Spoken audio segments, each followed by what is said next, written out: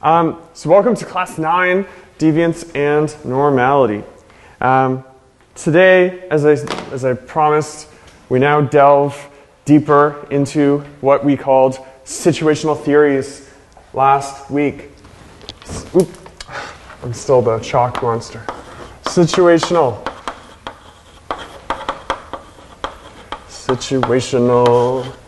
analysis. So, for the rest of the class, this class and the next class, or this week and next week, we delve into situational analysis, and then we go into what I call kind of the future directions of criminology and sociology and the study of deviance more broadly, intersectionalities, and biosocial perspectives. But I will make the case that they can be extensions of situational analysis. So just as a reminder, remember situational analysis, we've learned all these different theories. Situational analysis says, in order to think about how to make sense of any given kind of crime or deviant act, or deviant experience more broadly, we need to look at the situational specifics first. So we need to start from the ground up and then theorize. We can't assume ahead of time that all deviant acts are created equal, that all criminal acts are created equal. People may have very different motivations for engaging in these things. So persistent robbery, as we'll see today, will be compared with conniving bread sales. And then next week we will look at pedophilia and hitmen. So very different cases, and we will try to theorize their differences, but also their connections. So situational analysis, again, is key in my own work, how I just confirmed, thank God, that I'm defending my dissertation on August 22nd. So I'm extremely happy about that. So in my dissertation, I draw comparisons and make differences between how people think about their careers, how pedophiles make sense, the paper we'll read next week, how pedophiles make sense of their sexualities, and how older people think about life-prolonging strategies. So all kind of things that are a little bit deviant, not in the typical sense of defying social norms necessarily, except for pedophilia, but they're all situations where people have to do a lot of thinking. So I kind of went in and I said, okay, are there any parallels between these? Are there differences? How can I use these cases to refine our thinking more broadly about how people make decisions? That's just an example, but situational analysis is, again, you have a big theoretical repertoire of things, and this should help you for thinking about your essays that are due next week.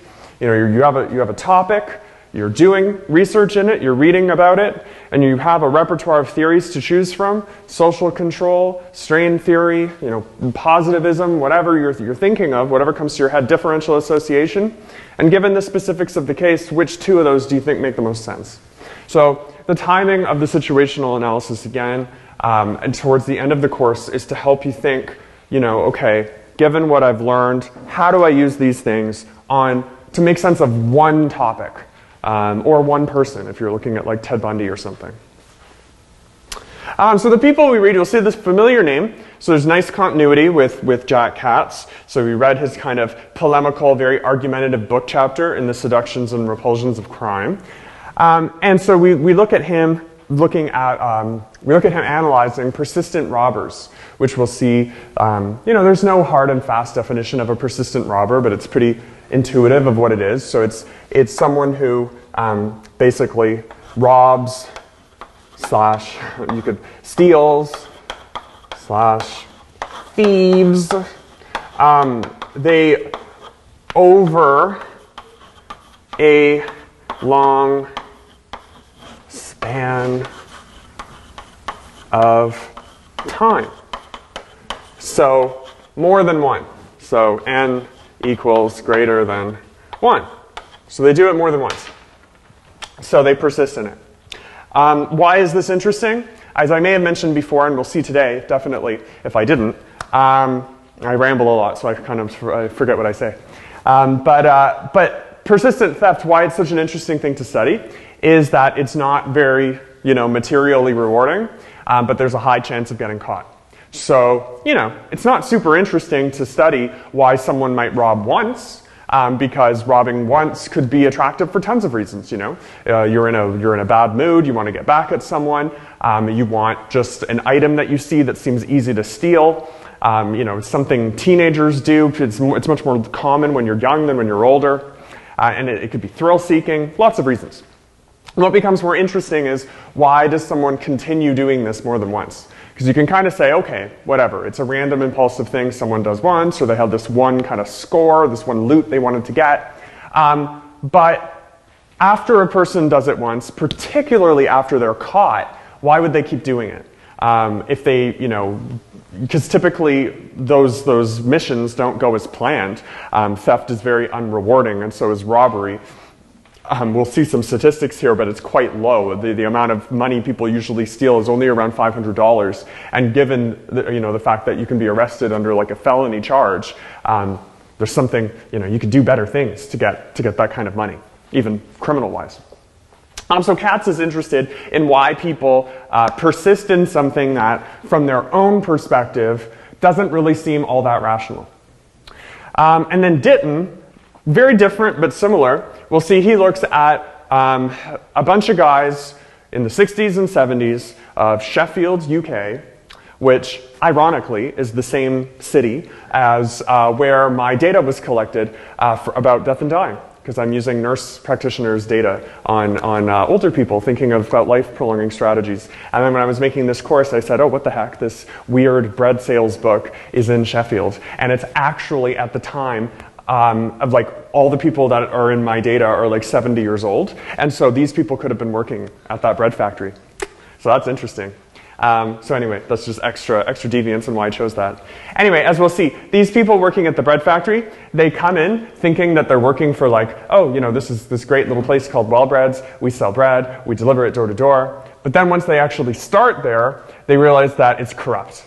And so they become gradually corrupted in this organization, and they basically become kind of like thieves / low-end white-collar criminals. And what makes it really interesting to study, kind of like Katz, is that, you know, these people didn't expect this when they came in, so you'd think, oh, they'd all quit, because these are just guys that wanted a normal job. It was all men at the time.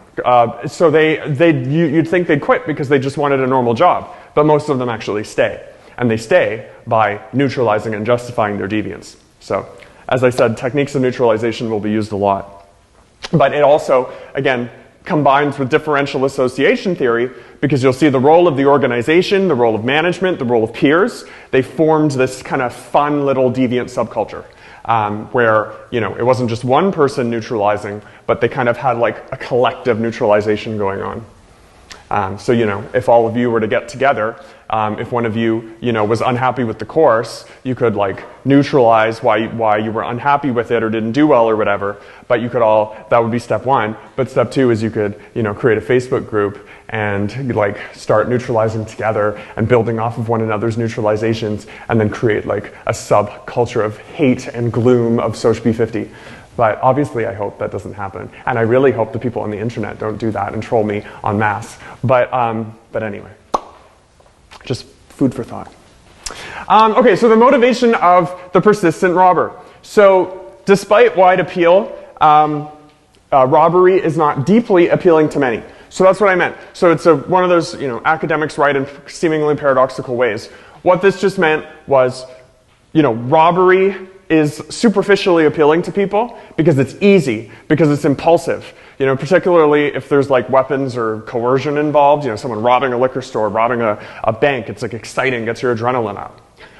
However, it's not deeply appealing. Most people don't, you know, spend their lives cultivating these moments of thrill-seeking. They're just kind of things that happen. They're very contingent. Criminologists talk about things like murder and theft as being contingent on like a maelstrom of variables. So think of routine activities theory, right? The right time, the right place, you know, the right kind of cashier who looks checked out on his or her smartphone in front of like a wad of money behind them, a piggy bank or whatever. That might prompt someone to steal something if they're in a very impulsive mood and they also just lost their job, and so on and so forth. So tons of contingencies kind of come together in this maelstrom of crime. So it can be very appealing, but it's not like a deep appealing thing for most people. It's kind of bound in the moment. And this is linked with teenagers, with age, and also norms, that it's kind of more acceptable for kids to be kids, particularly old kind of adages of boys will be boys. So you'll see a lot of male, most theft is done by teenage boys. That's why store owners get so skeptical when they see groups of teenage boys, right? Because you think, oh, they're going to get up to mischief. So he says people that persist out of this, so people who don't kind of phase out of this, being impulsive, getting attracted by crime, that don't phase out of it in their 30s, they're what he calls a special set of criminal actors. So coming back to our early ideas of like of sociological positivism, he says, there is maybe something special about the people that do this. Maybe it's their life history, maybe it's their dispositions, but the people that persist in this demand more study. We can't just say, oh, they're committing this crime because it's so appealing, because most people don't find it appealing. When they get caught, they kind of like regret what they did, and they phase out of it. So again, for these people that remain in it, it's an empirical question, and even like a philosophical question of just why are they not fazed by this? So why Rob again? The money argument. So remember, Katz was very critical of Merton and strain theory. Remember what he called sentimental materialism. It was the idea that, oh, poor people commit crime because they want to have the American dream, but they can't do it. Their opportunities are blocked, and so they commit crime. He kind of painted Merton's argument as being that. And he said, maybe you think you're being a do-gooder by creating that sort of argument, but that's very, very dehumanizing for people of the lower income strata. A, most people that are lower income do not commit crime. B, they don't commit crime more than other people. And C, when they do commit crime and you actually talk to them, it's often done for non-economic reasons. So again, he called it sentimental materialism because, sentimental implies that it was done in a way that was supposed to shed light on a social problem, sentimental meaning like emotional, caring, thoughtful, but the unintended consequence was really kind of grossly painting a whole group of people as like potential criminals and thugs. And so he said, the critic there is supported, or the criticism there is supported by this data that robbery, for example, as I said, averages anywhere between like $300 and $500. The statistic here that's most interesting to me is non-commercial victims. So that means robbing someone's house. So like remember we saw in the last class in the situational crime prevention video about, I think it was Spoke in the UK, that little neighborhood where burglaries were very high. So imagine those burglaries, 85% of them netted the perpetrator or the robber less than $500. So the risk that those people are putting themselves under of getting caught for less than $500 doesn't really seem worth it nowadays. So the question becomes, the fact that these people aren't making much money, that they're arrested, and then they still persist despite this. The fact that this is mostly male, again, I've been talking about that and kind of just, ideas of boys will be boys fuel that, but that's a contributing factor. Women suffer from economic deprivation just as much, if not more than men, because, women get stuck with kids in relationships, whereas men often don't, they leave. So single parent households, women bear the burden of that. Women bear a lot of social costs, yet this is men doing this the vast majority of the time.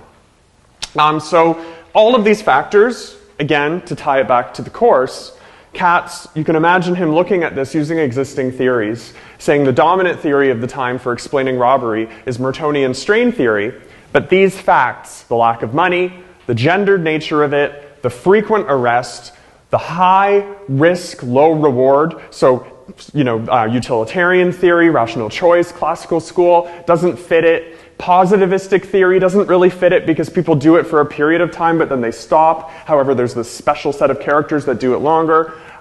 So he's really at this point saying, maybe I have to kind of theorize this myself a little bit differently from the situation. Maybe there's something we've all been missing. So he says, rather than look this is where his central concepts come in of this week, which are the foreground and background. And that's really his big introduction. So he says, rather than look for one or more quote-unquote background causes, such as race, age, sex, anything that you kind of, possess or have been ascribed. So rather than look, you're not throwing these out. Those things are still important because, again, it's mostly men doing this, mostly young people doing this. But instead of just looking at one or more of those things, he says we need to look at the total of all of these correlations. And so he says, acknowledge an implication of the gross character of demographic correlations. The motivation to rob is relatively rare and obviously not easy to sustain. We're then led to wonder how persistent robbers overcome the many discouragements to their careers. So because of all of these different factors, we have lots of them. No single one of them can be convincing. That's the point here. That it doesn't seem to just be gender. It doesn't seem to just be age. It doesn't seem to just be money. It doesn't seem to just be self-control. All of these things are kind of coming together. So this means I now need to look at the foreground. So, and think of this. The chalk. So think of this. This is very logical, right? If you are trying to solve a problem, and you have a repertoire or kit or set of ready-made solutions. So let's say you have a little kid or a nephew or a niece or something, and they just won't bloody stop crying. And you go and you have your little theories of why, Billy's crying. And then theory A, the usual one, because he wants candy. You give him candy. No, still crying. Then you spank him. No, still crying. And we're crying louder. Then you call his mom or something. No, still crying. Whatever. Keeps doing. All your background factors, which usually have been relevant, are not working. So what do? You have to sit there and deliberate with Billy. And maybe ironically even, just ask him, why are you crying? Depending on what his age and cognizance is. But so that's really, I'm putting it in a funny way, but that is kind of Katz's frustration. That we've lost sight of the fact that these are people with motivations in situations doing things, and we're just kind of like blind archers hitting them with theories. So he says, okay, to look at the foreground, let's step back. And again, you don't always need to step back. If there are tried and true solutions, if giving Billy candy always stops him from crying, you don't have to, become the next Newton or whatever and theorize Billy's lived experiences and all of this. You can just, give him candy, hopefully, or whatever the case is, until you then start to think, oh my God, I'm getting Billy addicted to candy. But that's a separate issue. So you, in this case, if it wasn't working, you look at the situation, you then say, what are the relevant aspects of the offender's biography? So given existing theories, which do hold some validity in the real world, again, there are correlations of men doing this more than women, young people doing this more than old people, and so on and so forth. So you look at the relevant aspects, you say, okay, this person's engaged in crime, they are male, they are young, but it doesn't seem to be about money. Then you have to be faced with that question, the thorny question, the attraction of the offense to the offender. That is the missing variable for this. And the reason why it's missing, as we discussed last class, is that this is the thorniest, most complex thing of all. And why might that be? Why might studying attraction? Remember last week, and we talked about setting versus situation and all of this. Why do you think looking at the attraction of an offense might be the hardest thing to empirically study as a sociologist or criminologist? Yep. Because every individual wants something more. If you say generally everyone wants money, but say someone really likes caramel chocolate, no one's looking at them. Yeah, exactly. Everyone has the different preferences of what they want. Yes. So it's highly, highly, highly subjective.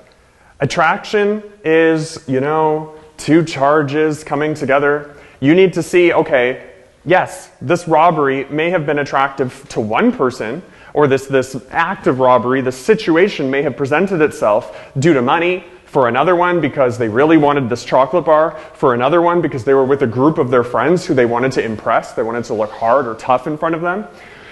So for these unexplainable situations where someone defies their background factors, we need, again, it's not rocket science, we just need to look at the situation. And by doing so, we may develop new theories. And that's how many theories of crime actually emerged. We didn't talk about all of them in this class, but the example I just gave of peer pressure and people often committing crime to signal status to other people, that's major. That's one of the big social psychological insights on lots of things. When people are nasty to one another in person too, I don't know if it's happened to you, hopefully not, or if it resolved, then yes, but oftentimes people will bully someone in front of a group and then afterwards will secretly apologize to them. You see that in movies a lot, but that's actually something that happens. So looking at the situation again, if you disregarded that social psychological factor that people realized by observing those situations and experiments, if you disregarded that, you could just say, oh, this person bullied someone because they're inherently deviant and seeking power and control. Whereas if you see they actually only bully people in those group settings and they apologize afterwards and they genuinely feel bad, that's a very different kind of situation. So situational challenges and rational robbers. So again, here, he's in dialogue with existing research. So strain theory, he said, isn't totally compelling because it's not about money all the time, and there seems to be this gendered component, maybe this identity, thrill-seeking component, very related to ideas of being a man in this time period and masculinity and all of that. So this seems to be more about gender and identity, if anything. Maybe self-control than money. Then he looks at the other dominant perspectives for the study of robbery, which is rational choice theory. And he says, okay, well, yeah, it makes sense to think that they are doing this because they think it's the best way to get whatever value, whatever ends are in their mind. So, they want money, they'll rob a bank. They want, a stereo, they'll rob a, electronics store or whatever. That makes sense only of the most proximate or the most kind of immediate thing. But it forgets, again, the fact that theft in and of itself is not rational even from these individuals' perspective. So yes, once you've actually decided, okay, I need money, I'm going to steal something for this, then yes, stealing something that will give you the amount of money you want is rational, but the process that led to that was not rational, right? So imagine I say to you, oh, I need, in society, everyone tells me I need to get an education. So I'm going to get an education. So I'm going to go to U of T, and then I'm going to threaten some random administrator and force them to give me a degree. That's my rational choice, right? Yeah. No, it's not. And I know that it's not. So yes, me thinking that, step A was rational, step B was bonkers. So when you interview these people too, that's often what they say. They're like, yeah, I became fixated on money, I became fixated on status, I wanted to impress someone, yeah, I thought it made sense, but I was so stupid, why did I do that? That's usually how they respond. So they're not like, yes, I needed $500, so I went to the bank and I stole $500. No, that's not the thought process. So this, he says again, these sorts of explanations explain part of it, but they're like snapshots versus videos. They're capturing little fragments of the situation, and then they're pieced together. So then you can kind of piece the rational perspective with strain theory. Oh, poor people want the same things in society as other people. But they're not given the opportunities to do so. So then they rationally choose to commit crime. And Katz says, you really are painting a horrible view of these people. Basically saying that, oh, they're indentured into poverty, and then their only way out is to give these kind of straw person rational choice claims of saying, yes, I went into crime because that was the only way I could get money. But when you interview people, again, that's not what they say. So to prove this even more, he says what keeps persistent robbers in this, because again, studies of people, once they've got caught, they often feel very regretful. He says they steel themselves against attacks of reason. This is something very common among petty criminals more generally, or petty offenders, when they're caught, if they persist again, it's often because, now linking this to differential association theory, they often make friends with other people who said, you know what, like I got caught that time because I messed up, but next time I can really do it better. And they learn to tell themselves like, oh, I only got caught because basically I messed something up or I wasn't thinking. They neutralize thoughts of doubt that most people have when they're caught. So again, most people when they're caught, they're like, why would I do that? There were better ways that I could have got that money. Persistent robbers, and this is still more research is needed on this, but this is a trend around persistent deviance more generally. So my own research on pedophilia was very much the same finding, that people that, actually engage in pedophilia, they neutralize their doubts. So it's kind of the opposite process of techniques of neutralization, right? Techniques of neutralization, you're neutralizing normal things, and you're saying, you're neutralizing negative things that you did and trying to make them seem normal.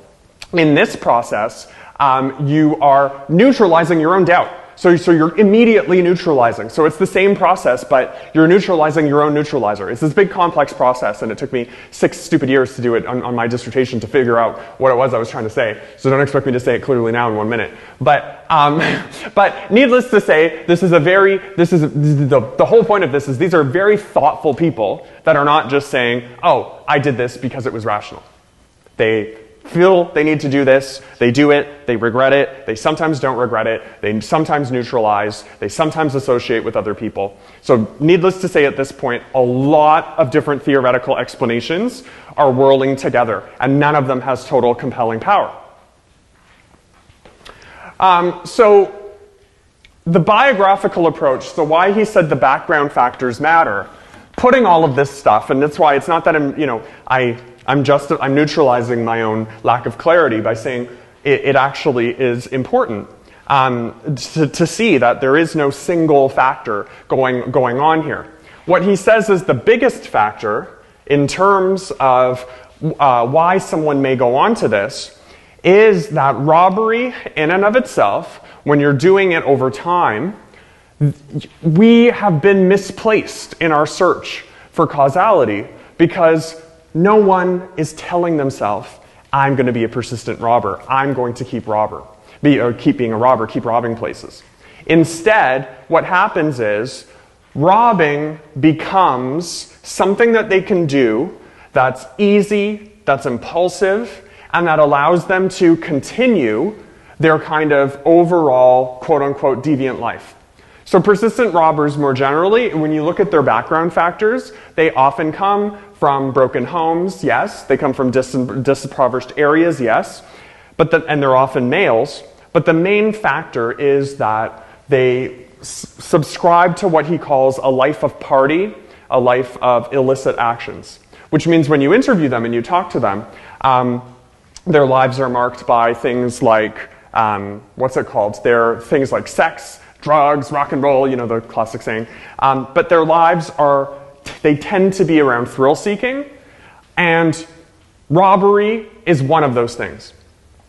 So in the last one, I'll just explain what that means. So number 2, imposing a hard order on chaos. I'll get to that. But basically, these are individuals who, for whatever reason, find deviance very thrilling and, maybe meaningful at the time. But it's not a big set-out plan. They just kind of have fallen into this way of acting.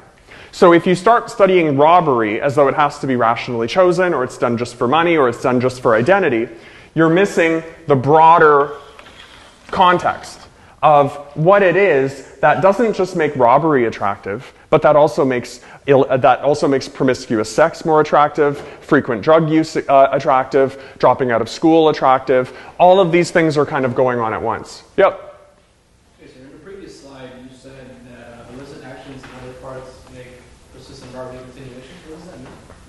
That robbery is continuing other activities that they were doing. So someone who dropped out of school and is hanging out with their friends and having fun, having sex, doing all of that, robbery may be just a way for them to either stay friends with those people, to make money, to keep doing those things. So it's kind of like medicinal. Yes, exactly. So robbery, if we're treating robbery as the goal, we're misplaced, because robbery is often just a vehicle for something deeper that someone's doing. Yeah. So is he saying that you start with your like basic background, like demographic factors, and then certain people in particular foregrounds will like have that match of like this person in this situation, so like that's the attraction part. But then over time, that like chaos becomes a background factor? And that's beautiful. Yes, it is exactly it. Yes. So yes, that's amazing. So the whole thing for him with this, let's just call it B and F, that this is a feedback loop.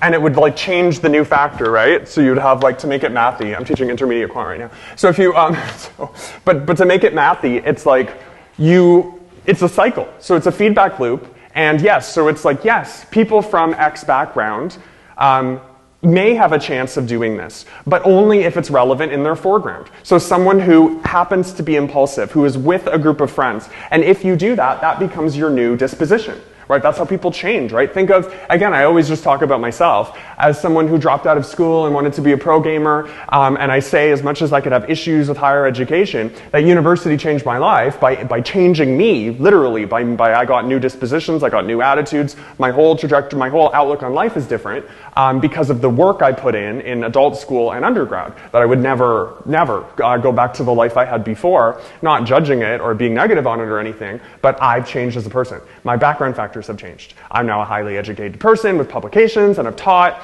versus what I was 10 years ago when I was like, oh my God, I'm a failure, I have nothing. So your background factors change as you live, but only if it resonates with your foreground, right? My other friends didn't go back to school. Other people went back to school and were even more driven than me. It resonated with them more. So that's what he's saying. He's saying this is not, and this is, again, excellent way of framing it. He's not at all about throwing out background factors or saying we need to analyze everything from the ground up every time. But what he's saying is sometimes we really miss what's really going on if we just immediately jump to the categories. And I know from reading thousands of sociology undergrad papers, there's a tendency, and we're often taught to do this in social science, to categorize quickly and say, oh, I want to study like why youth join gangs. Oh, they join it because they're from a low-income neighborhood. Oh, they join it because they had a bad family, da-da-da. Yes, in the aggregate, that's the pattern. But for any given person, it's much more complex.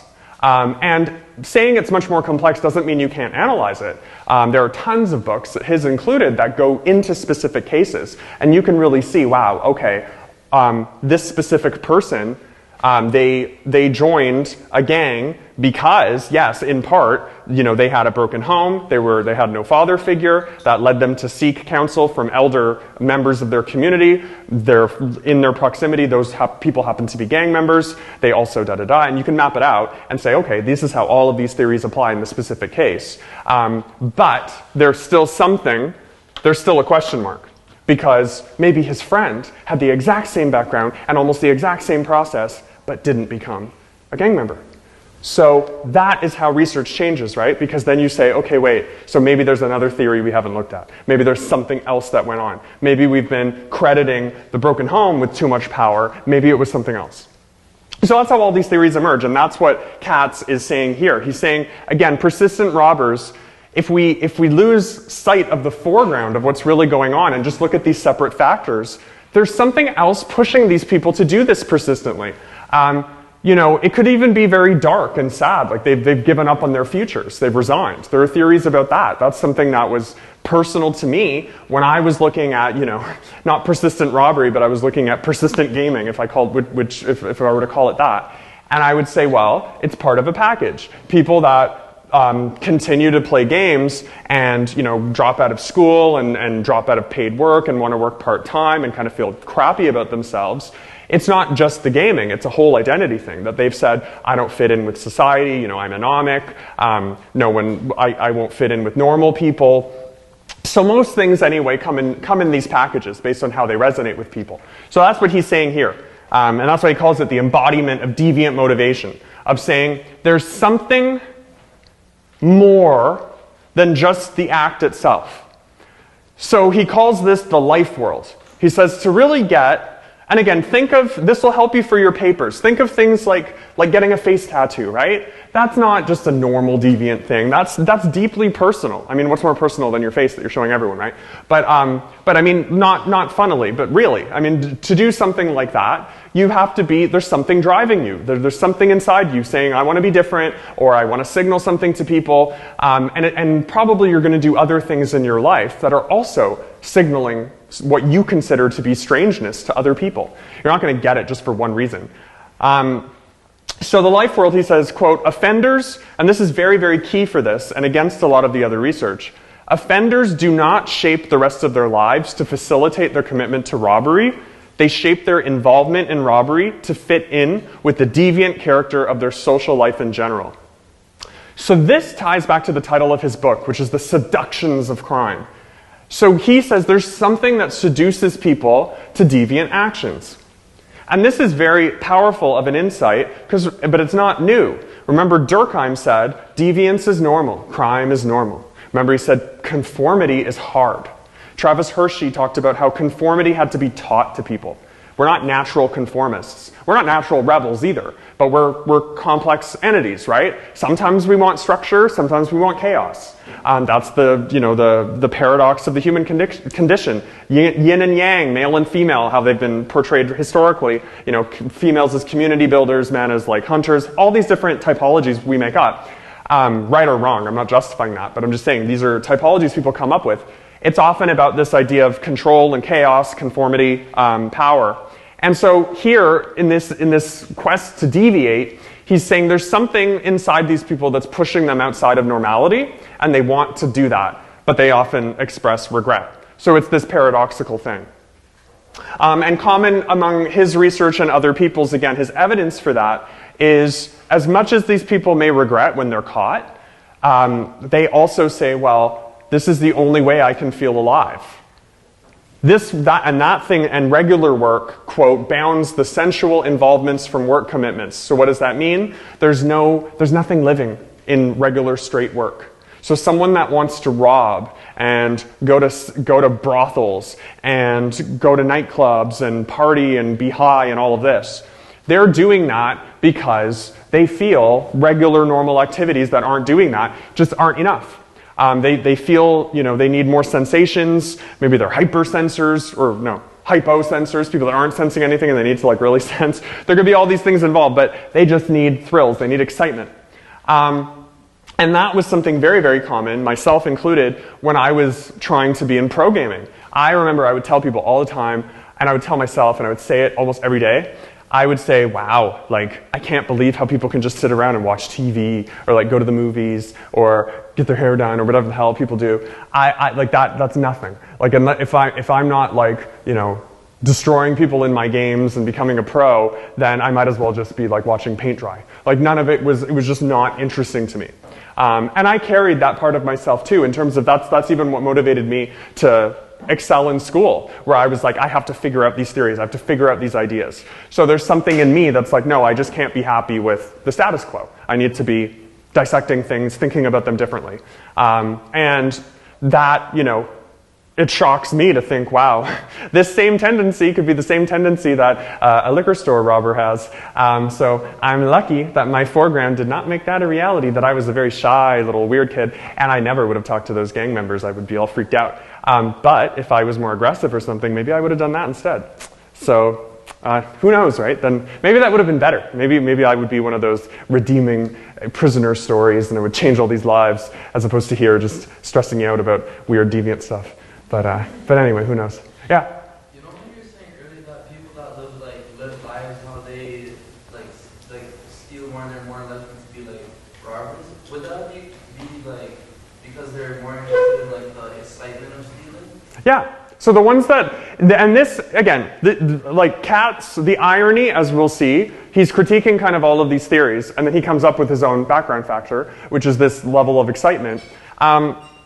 This still needs to be proven, of course, but he's basically saying yes, that for persistent robbers, because from their own perspectives, when they're talked to, they often don't see it as rational. They often claim that it was like filling a void in their life, that it gelled with other activities they were doing. The key motivation does seem to be thrills. And, that aligns with self-control theory, right? That's why I personally find self-control theory compelling. All of my cases fit with that, right? When people get stuck in dead-end jobs, when people, fixate on like life prolongation and all these things, there's often some emotional lack of control that someone has. And I don't mean that in a judgmental way. I'm a very emotional person, and how I changed my life was also through my same impulsivity, where I was like, no, I just can't keep doing this. I have to do something else.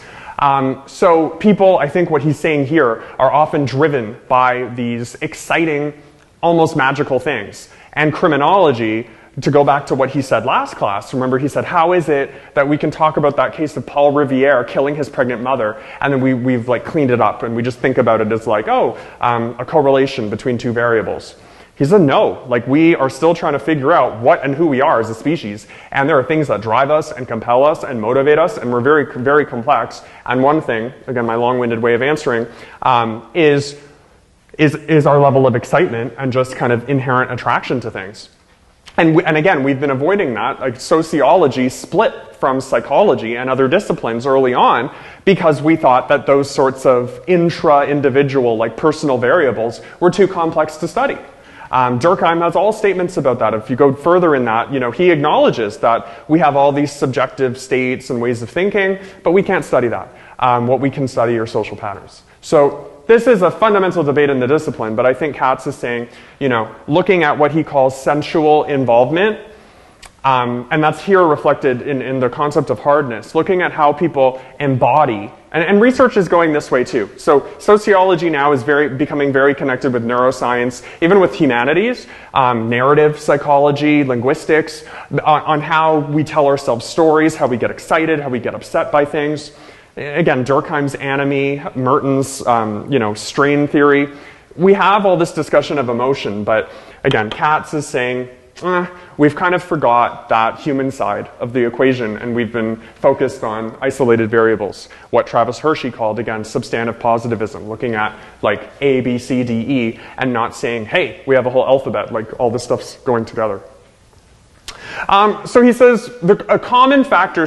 And this is going back to Hershey, right? So if you then are to say, okay, well, certain people are finding robbery more exciting, the common background factor that these people have is it does tend to be a chaotic background. So this is why many people that enter crime do often come, if you go back to social disorganization theory, they often do come from socially disorganized neighborhoods. They often do have lower incomes. They often are male, and male is correlated with the chaotic background in that usually boys are policed and surveilled less than young girls, so they have more free rein to go around outside. They have later curfews. So he says, instead of all of those things being independent factors, they create what he calls this chaotic background. That someone views crime or deviance as managing their internal chaos. So again, think of someone someone in a movie who is doing something very, traditionally deviant. Someone who's killing, someone who's robbing, someone who's abusing someone who's or someone who reinvents their life, someone who just does something where they're going against the norms of their community. He would say, well, look at their background factors. Did they have a very normal life to begin with? Or were they already kind of pushed into deviance? It kind of makes sense that someone that was pushed into deviance is going to, going back 2 slides again, going to continue that deviance through another action.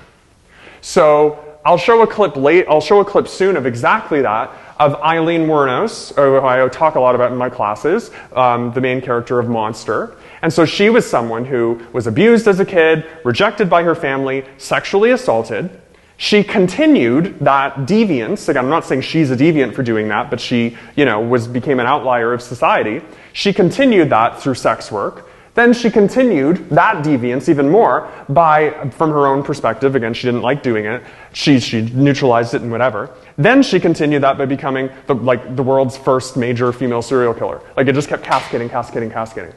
And so Katz would say, as we'll see with her, without looking at how her background became her foreground and all these loops and everything, you could say, world's female serial killers are likely to have been sex workers, likely to have been from broken homes, likely to have been whatever.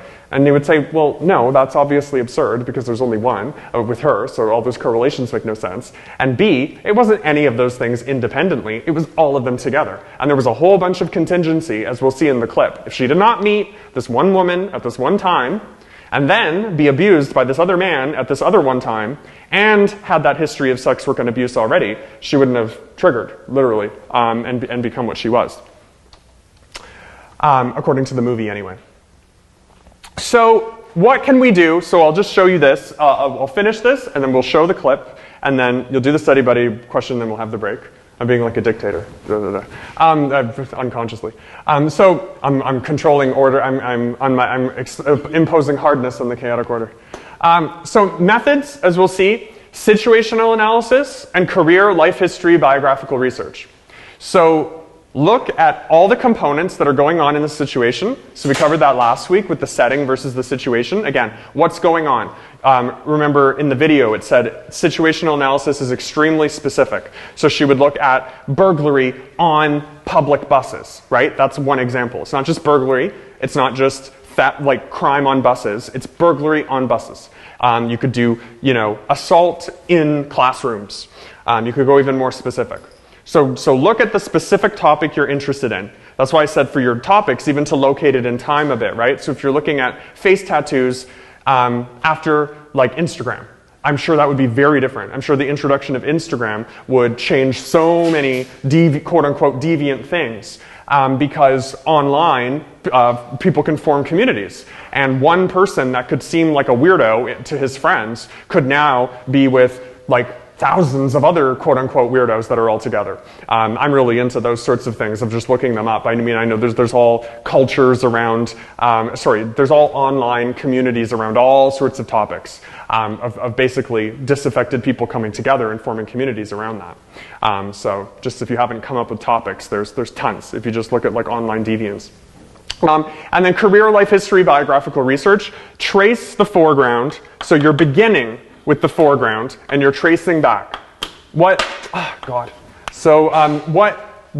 relevant aspects of the person's biography, what experiences do you think made that foreground resonate the way that it did? And by resonate, I mean, again, if you see a painting and it moves you, that's resonating. If you see a painting and you just like don't acknowledge it, right? What in your background made that painting moving to you? Like some people will go to the Louvre, they'll see, some great painting, and they will be in tears and like paralyzed for an hour.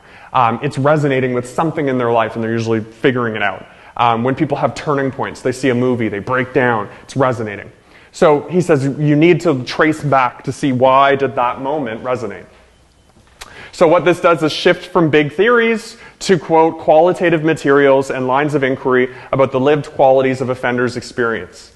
And again, this is not to say you need to dissect every single theory, but if you're looking at a case that seems unsolved and problematic, my dissertation is called Thinking Through Dilemmas. So I'm looking at things that can't be solved. If you're looking, or that people struggle to solve. If you're looking at something that you think more research needs to be done on, then you need to start from what's going on, trace back to relevant factors that other researchers have found, and then see, is it a combination of them? Is it something else that's missing? You're always doing that in the essays that you write. It's always, this is how people have talked about this whatever topic, but I'm going to argue that we need to combine this and this. You're always doing situational analysis. You just may not frame it that way. Okay, so study buddy question number 1. So just so it all sticks. So Katz argues criminologists need to consider situations and life histories to understand how and why individuals engage in crime and deviance. Pay close attention to the life history reflection given by Lee in the clip from Monster. So it's like the first 30 seconds or a minute. She gives a little life history. This is a truncated one. I usually play 10 minutes, but this is only like 4. Because I'm deviating myself. This is like on YouTube. Whenever I want to show something that I don't have the copyright for, I always do it on YouTube because I'm like, if it's on YouTube, then I can show it legally, right? So anyway, given that... Exactly. I'm totally neutralizing. Well, it's because of this bureaucracy of the school. I don't even know how I would go about getting copyright. I have to go to the library, and then they'd be like, well, why are you showing that anyway? Are you trying to corrupt the youth? No, I'm not trying to corrupt the youth. No. I don't want to have that conversation. So anyway, so given that Lee ultimately became a serial murderer, How might cats analyze her situation? So that's what I'm telling you, the contingencies. If you look her up anyway, but the long and short of it, according to the movie, because again, there's controversy over what was real and what's not. But the long and short of it is in real life, she was someone who did not have a great childhood, spent her adult life as a sex worker, kind of snapped and fell in love with this woman, even though she didn't identify as a lesbian. The other woman did, but not herself. But she gets to this point in her life of being like, well, everyone hates me. This is like the only person that loves me. And then starts this relationship with this woman, wants to quit hooking, as she calls it, but then this guy tries to kill her, and then it like causes her to snap, and she starts killing people for money, for vengeance, for all of these things. She only kills like what are called Johns, though, men that seek out sex workers. And she doesn't just neutralize it, she says, I'm a vigilante, I'm doing a service for people. So she literally transforms her foreground, keeps changing. Until the point where then she's arrested and put on death row, and now, you know, the dominant theories now about her are more that she has severe mental illness, like she's either bipolar or schizophrenic, because when she's interviewed, she just is very incoherent, and she's, you know, kind of changed quite a bit, significantly. She's dead now, but it was, there are tons of documentaries on her. Okay, so I will start this, and I will give out the cards. So again, this is just to think. Oh, where did I put this? Oh, it closed somehow. This is just to think through all of these themes.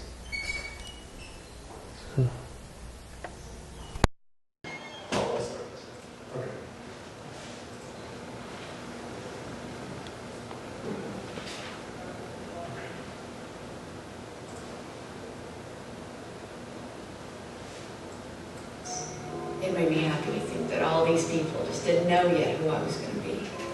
But one day, they'd all see. I heard that Marilyn Monroe was discovered in a soda shop, and I thought for sure it could be like that. So I started going out real young, and I was always secretly looking for who was going to discover me. Was it this guy? Or maybe this one? You never knew. But even if they couldn't take me all the way, like Marilyn, they would somehow believe in me just enough. They would see me for what I could be and think I was beautiful. Like a diamond in the rough. They would take me away to my new life and my new world, where everything would be different. Yeah. I lived that way for a long, long time. In my head, dreaming like that. It was nice. But one day it just stopped.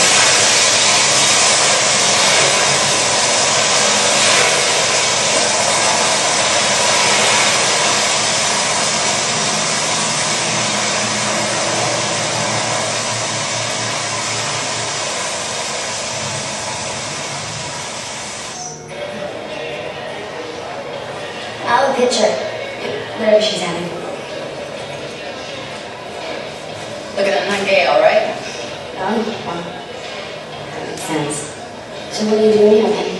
A truck broke down. I got a pressure cleaning business. What's pressure cleaning? You know, steam clean, upholstery carpets, you know, shit like that. So I'm just getting out of the rain. My name's Selby. Hey. You owe me change.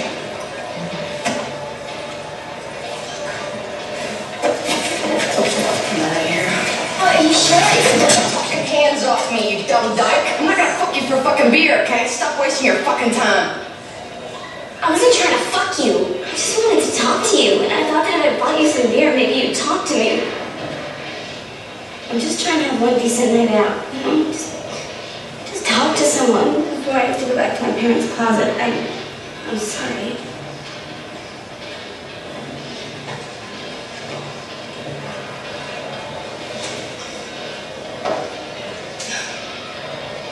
You don't have to say. Hey, stop getting on my fucking nose, okay? I'm just trying to be straight with you. So are you really a steam cleaner? No, I'm not. That's good. That sounds real boring. Oh man, she does a real good job. Pressure cleaning.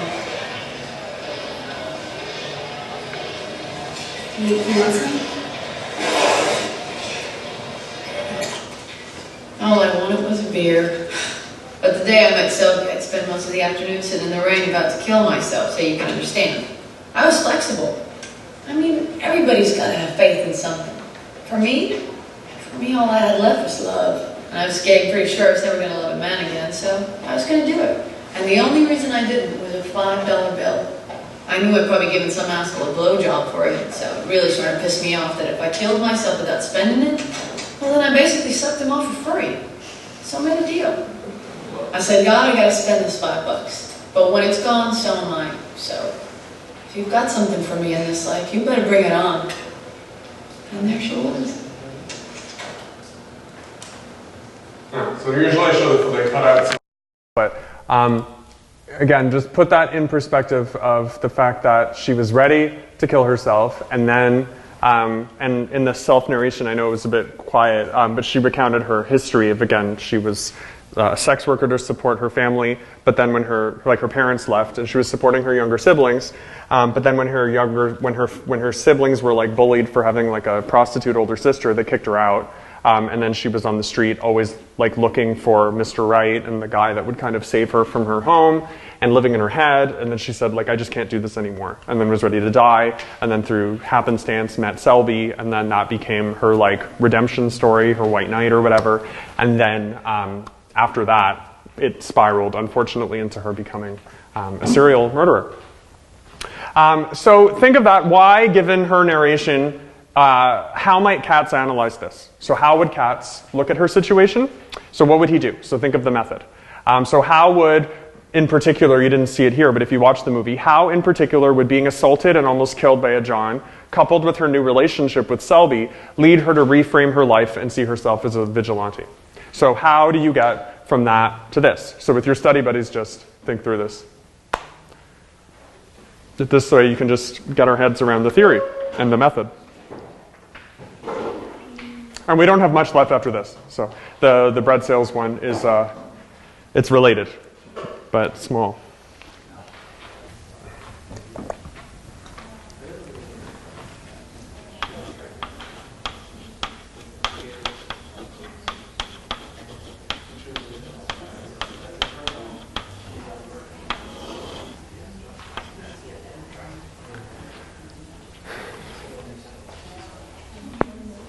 Yep.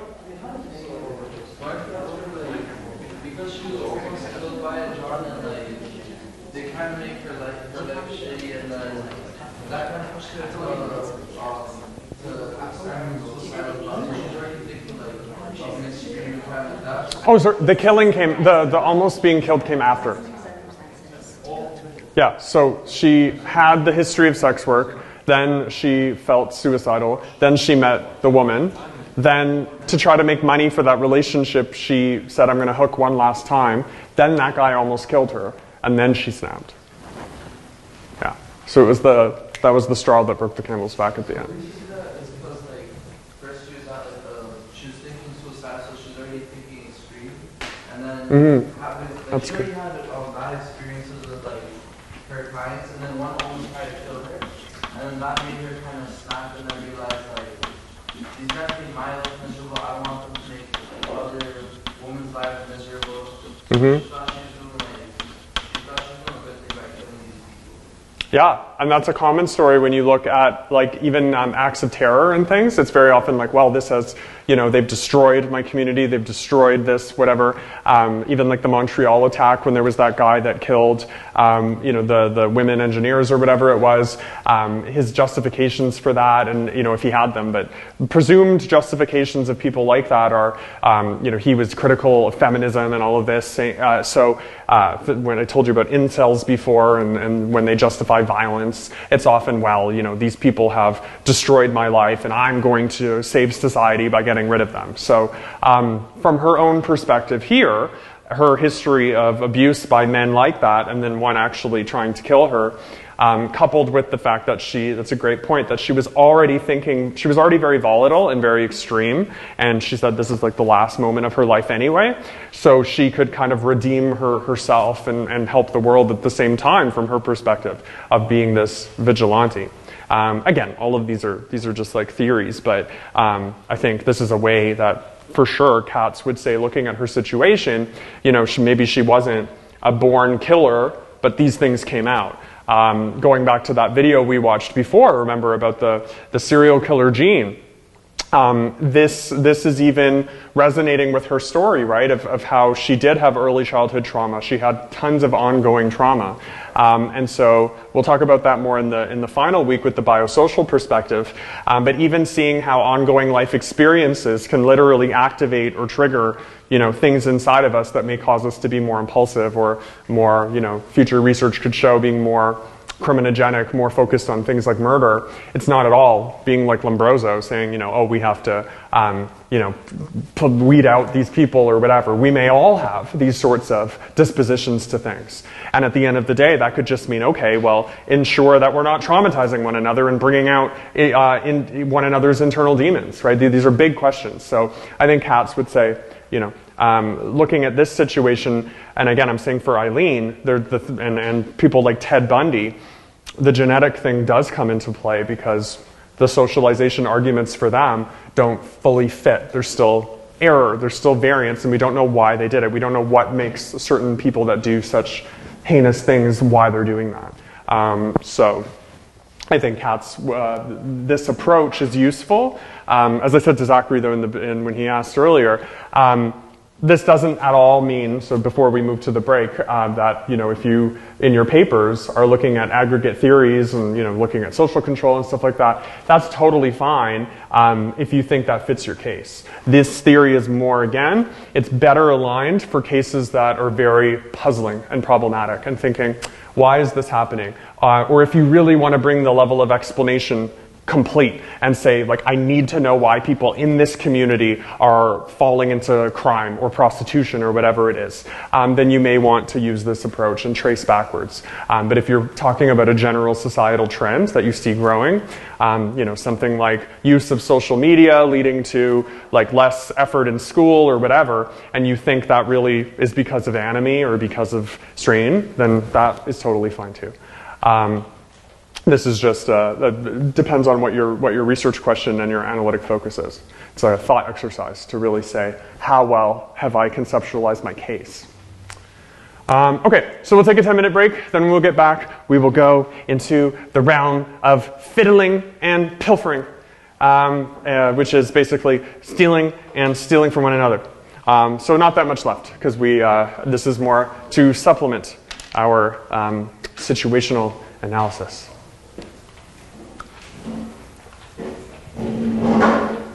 So just quickly on this, so fiddling, this is one of the books I teach, again, in my course, Deviant Careers, where I look at people who either do illegal jobs or have kind of fallen into or felt compelled to do careers that they probably don't want to tell, prestigious people in society or their parents or whatever about. So I have them read this book, written in 1977, Jason Ditton. As I said, the argument of the book and the data that he found, so looking at the foreground of this company, so well-breds, essentially, this is one of those quaint examples, something from 50 years ago, but or 40 years ago, 40 to 50, depending when it started. This is a bread company. They make bread and then they sell it to people in stores, but they sell it door to door and they deliver door to door. So roundsmen are people that they hired. They're all men, again, just following the norms of the community at the time in the 60s and early 70s. Women were secretaries and sometimes like bookkeepers in the company. So these roundsmen are who they hire. And they're called roundsmen because they're literally making the rounds around the community, delivering and selling bread door to door. Now, most of these men, part of why it's men also is these were men in a kind of working class area in Sheffield, and basically their only other employment option than this was manual labor or joining the army. So Well-Bred's was attractive, as there was a little bit of commission-based involved in it, and you had a fair amount of autonomy, walking around, making your own routes and things like that. Now, the deviant part of this is that the management subtly coerced people, gradually corrupted them, basically like slowly indoctrinated them into embezzlement and theft. So these men would come to the company thinking, okay, I'm just selling this bread, whatever. Maybe I like it, maybe I don't. But they start to pick up on all these weird little things going on. So they look at their log books and they see that numbers are always changed. They see that clients are overcharged, and then the amount that they're overcharged goes up over time.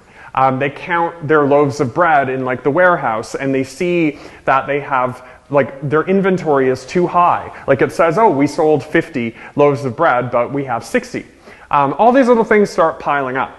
And every time they ask questions of the management, they're given little neutralizers and justifications. Oh, we have extra bread. Oh, sorry, yeah, Bobby just forgot to give one to the customer. Oh, by the way, next time you're out, we tell people we're selling baker's dozens. It's okay if you just give them 12 instead of 13, because most people really just think a baker's dozen is a dozen, and that's what they're paying for.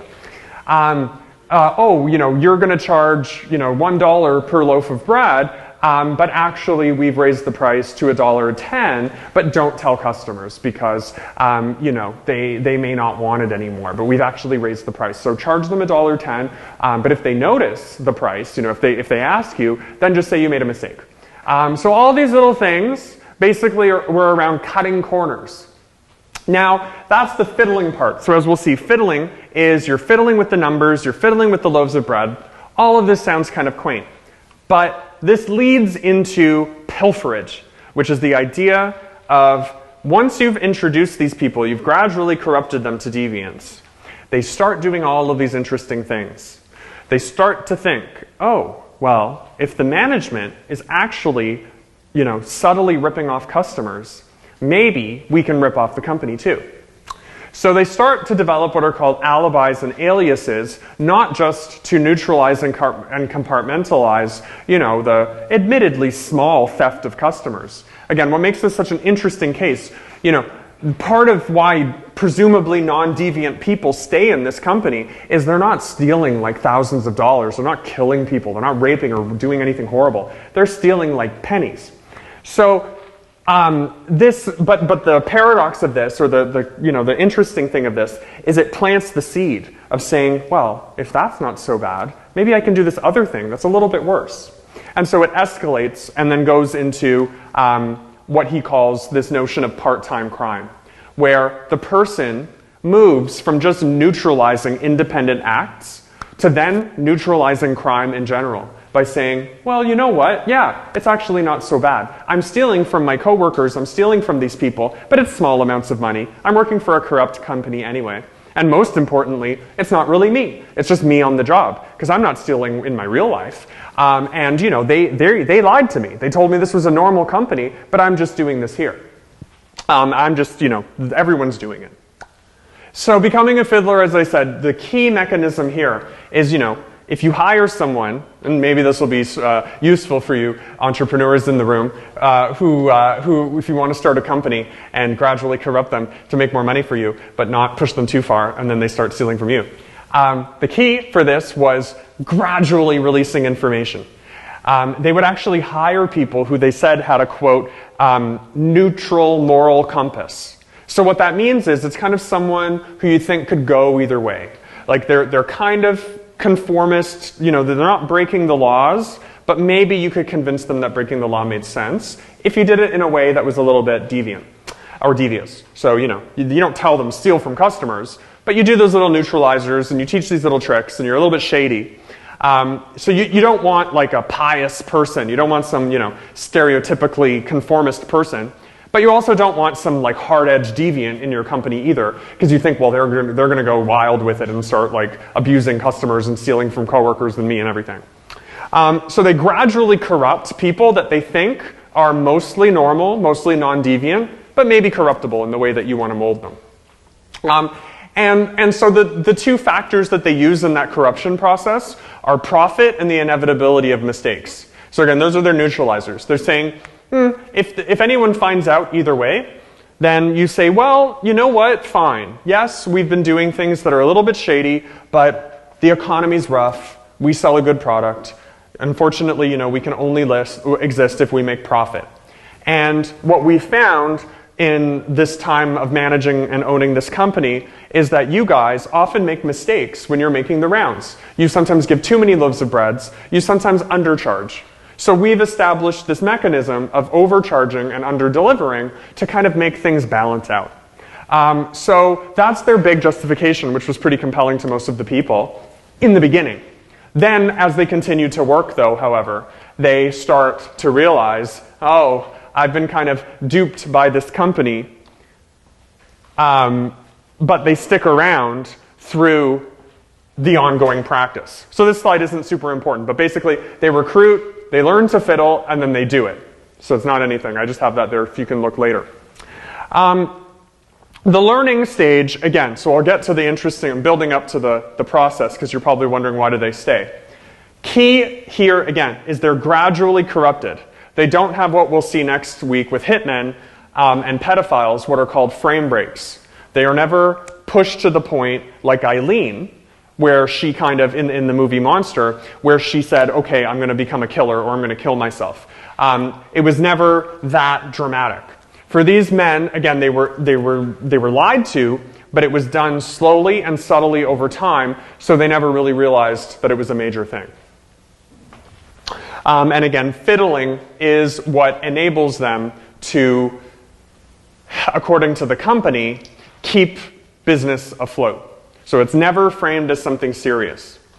So very opposite of robbery, right? Someone's robbing because it's thrilling, because it's getting back at someone, because they want this money. Fiddling is something that you don't even know if it's what you're doing. You don't even realize it in the beginning. When you're overcharging someone, you don't know you're overcharging them. You think that's the new price, and then you only realize later when you look through the logbooks, or you talk to like Joe, the other worker, and he says, oh no, actually the company does this. They're kind of shady. Then you're thinking about it afterwards and saying, oh wow, I actually just kind of like stole from someone, but I don't really feel thrilled or excited by that. I'm just going to kind of forget that I did that. So it's a very different kind of deviance. It's like post hoc deviance, realizing that you did something afterwards. So it would be like the feeling that you had if you realized you accidentally plagiarized on an assignment. That's very different from deliberately plagiarizing or like buying an essay or something. If you then said afterwards, and students often email me with these things, oh my god, I realized I forgot to put a citation or I forgot to put the quotes. You're not feeling like a thrilling, deviant feeling from that or whatever. I mean, maybe you are, but you're hiding it from me really well. But the emotion I read from that is more fear and like conformity in a good way to academic integrity. And you're like, oh, I really was trying, and then that unfortunately happened. So for these men, it's that kind of emotion. So deviance is not this thrilling thing in the beginning. It's something they don't even know they're doing, and then when they're caught, they're like, whoa, like, what am I in? But the interesting thing is, this would then lead you to think they would quit, right? But they don't. So most of the men stay. So why do they stay then? Because in this process, it would then be like the plagiarism example of you realizing you plagiarized and then saying, oh wait, well I actually wasn't caught. Maybe I'll do that again. So they are encouraged to do this from the organization. So alibis and aliases are two things that allow them to ultimately say, I can keep doing this, and maybe doing this is a good idea. So alibis are covering stories. So basically, anytime someone at the company would get caught by a customer, they'd have to make something up, right? So you're caught by, they're saying, hey, I know that that's not a new price because the guy that was here last week, he said the same thing. And then when I told him, he said, oh, actually, no, we don't have new prices. I was just confused. So why are you telling me this? Like I caught him in a lie. They would come up with something there, and then that would become a covering / reserve story. So he would then say, oh, hey, you know what? Someone caught me, and I told them X, Y, Z. So I told them, actually, because of prices have only gone up for this week, or something. And then next time when I sell, I'll say, oh, actually, sorry, the price did change permanently. So reserved stories are just ways that people have found to, again, alibi, meaning the word, if you think of what alibi means in terms of the regular sense of the word in like policing and criminology, an alibi is, you'll give someone, the most common alibi would be like giving someone a movie ticket or a receipt, saying, I couldn't have killed this guy at 10 o'clock because at 10 o'clock I was watching a movie and I have my receipt and I have a witness. So that's my alibi. I wasn't there. Now, alibis for this, obviously the customer saw you overcharge them, or saw you try to overcharge them, or give them a loaf of bread less, or whatever it was.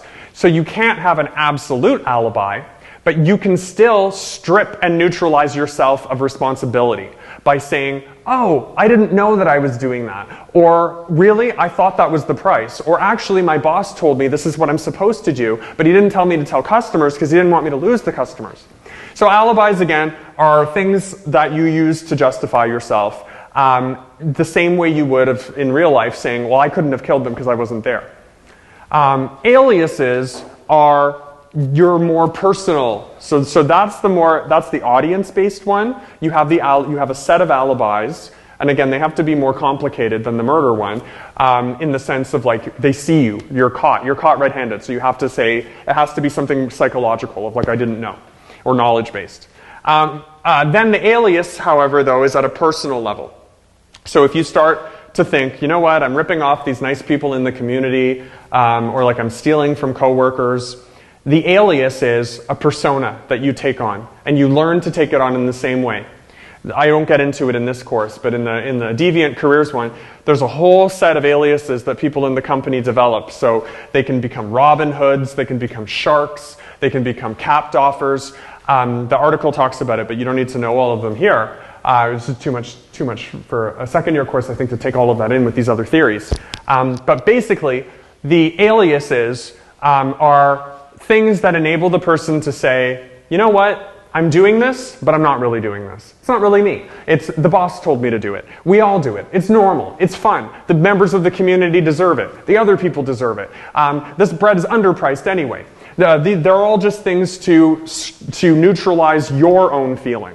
So again, alibis are neutralizing your deviance to others. Aliases are neutralizing it to yourself.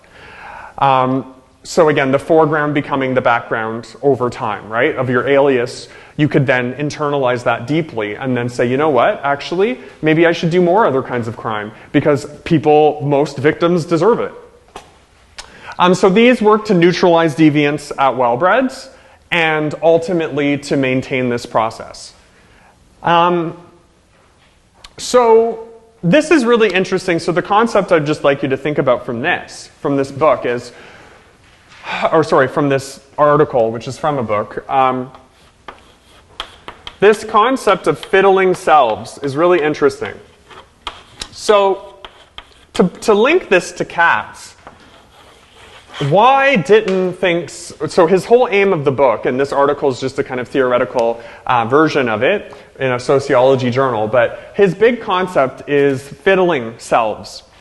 And so his kind of contribution to the study of crime, but mostly to deviance, again, people kind of deviating from normality.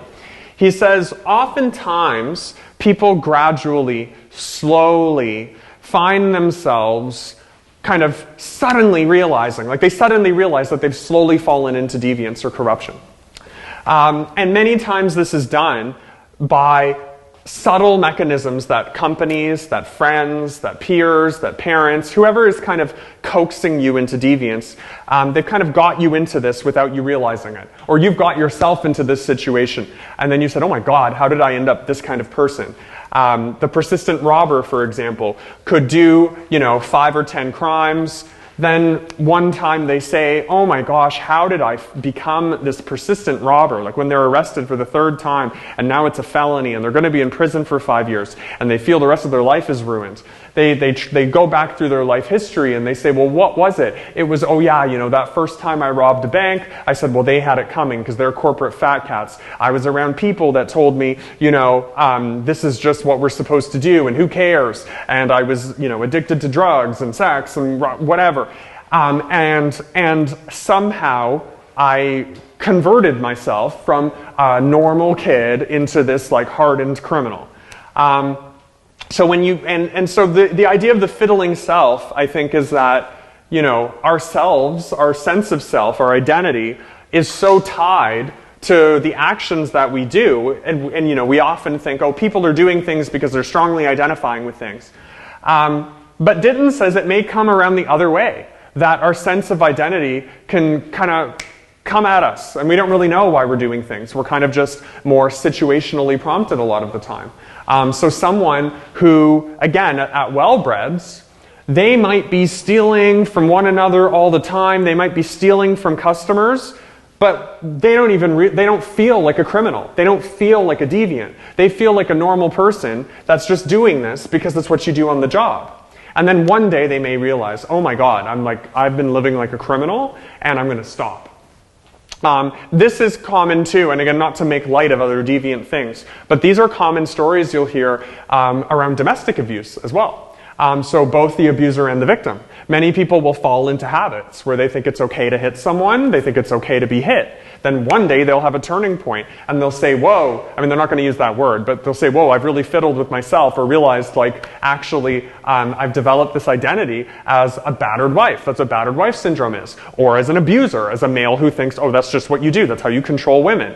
And then they'll be shocked. And again, it's not justifying their actions, but many of them will, from their own perspectives, be legitimately shocked. What? You're telling me my husband's been abusing me? No, I deserved it. What? You're telling me I've been abusing my wife? No, she knew what she had it coming. And then they realize, wow, I've been awful. Think of moments in your own life where maybe you felt, you know, you were hard on someone, you were trying to help someone, and you realized from their perspective you were actually not really being helpful. Or when you're upset with someone else and you say, wow, like, why would you do that to me? And then they're like, oh my God, I didn't realize. I just thought, you know, that was the status quo. That's what you wanted. So fiddling selves, basically, this is, you know, I don't want to throw out too much at the end of the class, but this idea of the fiddling self and what he shows at Wellbreds is people's intentions and their motivations may not always be aligned with their actions. So this is one other reason why this is why this is in the situational analysis. So just like Kat says, we need to look at the foreground, because maybe the background factors that we thought were relevant weren't relevant. So looking at Wellbreds, maybe the people are stealing not because they're working class, not because they're male, not because they're young, but because the management is telling them to do it, and they've been taught to neutralize it. So maybe the theory that makes sense here is actually is differential association. That they've entered this organization where they're literally learning the method of how to steal. And it's not about social control. It's not about hegemonic masculinity. It's not about something else. So fiddling self says if you take those components in and you think, okay, we need to ask one central question in any of these topics. Is this person, like, consciously and deliberately doing deviance? Or have they kind of fallen into it? Or is it somewhere in the middle? So it brings that identity component in a way that's different from any other theory that we've read so far. Do you have a question, Marie? Oh, I was going to say, fiddling selves, is that really similar to what happens in the Milligram's experiment? Yes, exactly. So that's basically the same thing, right? Mm-hmm. Okay. Yeah. Do you want to just explain that briefly for the class? What's that, sorry? Do you want to just explain that briefly for the class? Just how you perceived it? I can't remember which, was it like 1980s, 70s, I don't remember. It's fine. But Milgram is the person who conducted the experiment, right? Basically, the experiment was to see how people kind of, if there is authority figure telling people what to do, how likely are participants going to listen to the authority despite Hurting someone else. what's that? Was it despite hurting someone else?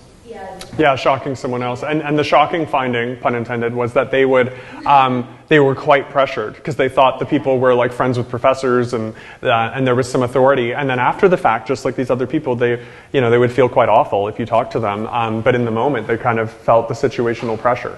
And this links back to monster, my final point of fiddling selves. The debating point And the controversy around Eileen Wuornos is, was she pushed into this? Was her self fiddled with? Was she, neutralizing things slowly? Or was she really like a monster, like Ted Bundy or something? So that, these are empirical questions, but they're also like philosophical and human. It's, is someone that's doing a heinous act, is it really them or is it situationally prompted? To what extent is it either? How do we look, how does that impact the way we sentence people? Intention matters. Think of first degree versus second degree, third degree, manslaughter. These things matter. But at the same time, every case, if you're looking at foregrounds and backgrounds, demands that you actually clarify, okay, is this a case where the person kind of was pushed into this, or is it very personal? And was it seemed more innate? The biggest example of this, I'll just end with, is the trial of Eichmann in Nazi Germany. And so obviously, Hannah Arendt talked about the banality of evil, which was the idea that Nazi Germany, all of the horrible murders and genocides were done by bureaucrats who did not actually seem evil when you talked to them. They just kind of seemed checked out and like neutralizing the bad things they were doing. And she encountered so much resistance. She's a Jewish woman herself, but people were calling her anti-Semitic at the time.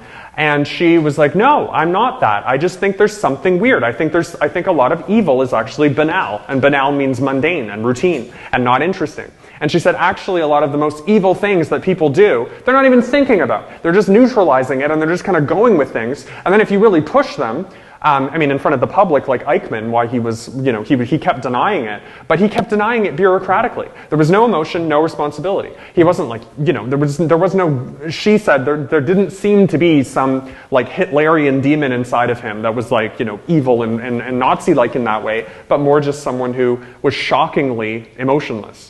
And so that idea of kind of just falling into deviance, doing deviant things, even doing global atrocities, you can connect that to yourself. Really, again, I've used the example before of like, one day, sometimes I think, why do I eat meat? Why do I buy clothes from like companies that I don't know if the clothes are made in sweatshops? Why do I support things that, maybe are linked with global inequality?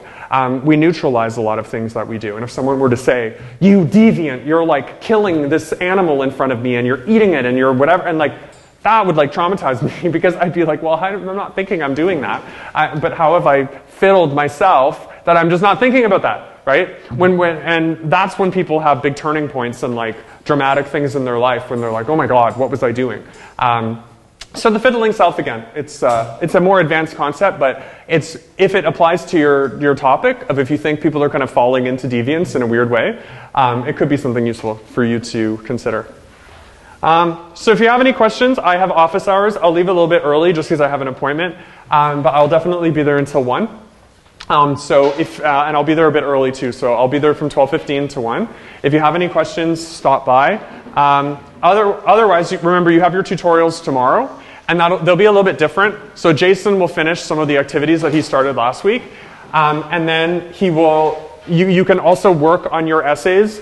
So bring drafts of your essays, or at least bring ideas if you don't have them, because you'll be workshopping ideas with one another. And you can even use that time to sit and write and get feedback from him. So we know that that's coming up, so we want to make sure you're good. And if you can just leave your study buddy card on the table, that would be great. And then I'll see you in a week.